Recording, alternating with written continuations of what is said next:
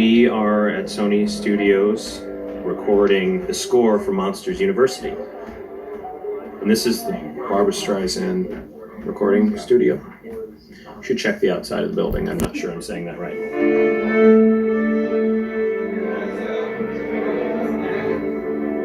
We're doing our second recording session with Randy Newman. Quiet, please. What?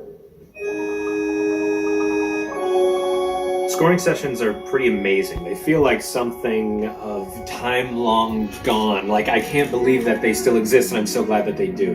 You have this giant stage filled with a 106-piece orchestra. My favorite part of the score is when we sneak out onto the floor and kind of stand with and around the musicians. You know, there's the air is moving around like crazy, and you feel it. You go, wow, what's that?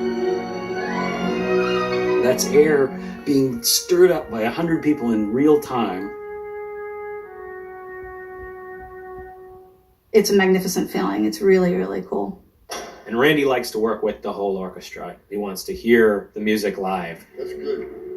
That was good. The orchestra is a tremendous instrument. They can read anything right off. If I had anything other than a stick in my hand, I wouldn't be allowed in the same room. I couldn't play that stuff. Actually, right away, the first session I had, I was blown away by how it affects the film. This being my first time directing a film, of all the things I knew the least about, I kind of felt like music was top on the list. And I talked to Randy about it, and I was very honest about it, saying, I don't know anything about music, and I don't know a lot about score. What I do know is what the emotional beats of the story are supposed to be, and how to speak an emotion. And he said, great. I don't think he wanted me to try to tell him how to do his job. Some composers today use a lot of sequences and synthesizers and that sort of thing. Randy is a pencil and paper guy. He sits down at a piano and writes out the notes himself, and he'll start maybe humming along. I mean, there's a reason Randy's done 6 of our films. He has this ability to really make the music a character. One thing I loved in the first session with Randy is he was already starting to lay down what the themes of the film would be.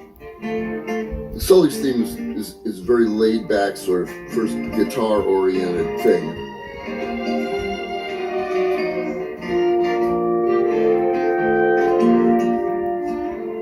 But the through line of the story really goes through Mike. Mike tries very hard, and he's emotional. You know, he wants things badly, and he gets hurt. And you want to show the hurt a bit. Mike's theme starts on a solo piano when he gets off the bus.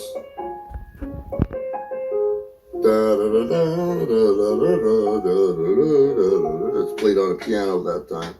Then it's clarinet when he walks to the campus for the first time.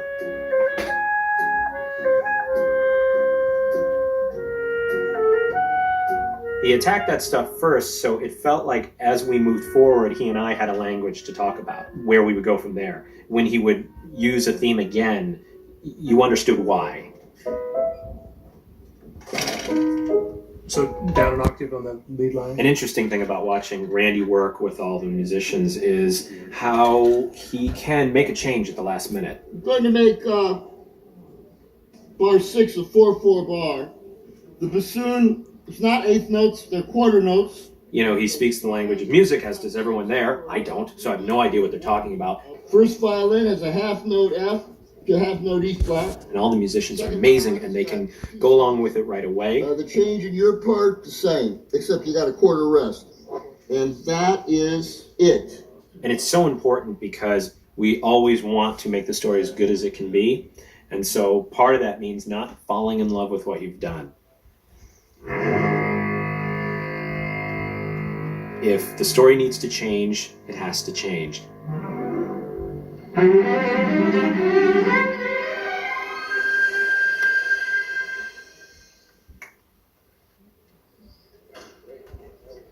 Let's see what picture.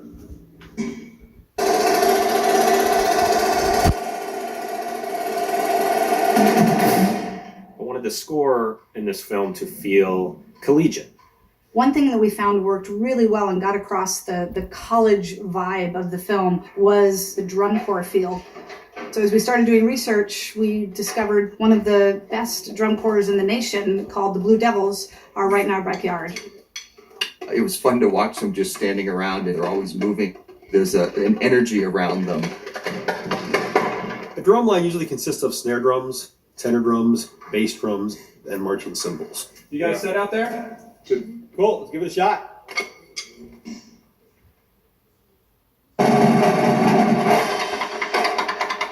The difference between marching percussion, the drumline sound versus orchestral percussion is usually the tuning. The drums are completely different. For example, with our bass drums, if I was in a concert situation, it would be one drum, mainly boom, boom, boom, same pitch, boom. What we do here is boom, doom, doom, doom, doom, doom, doom, doom, doom, doom, doom.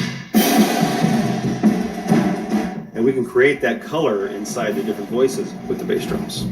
But we actually use them as a melodic content. All right, here it comes. When you hear that drum corps, immediately you know you're in a college world.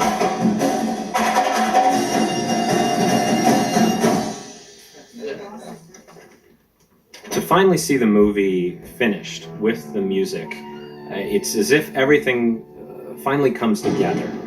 It's kind of the last coat of paint. It's that final little touch that just sends you over the edge emotionally, and makes the film feel real.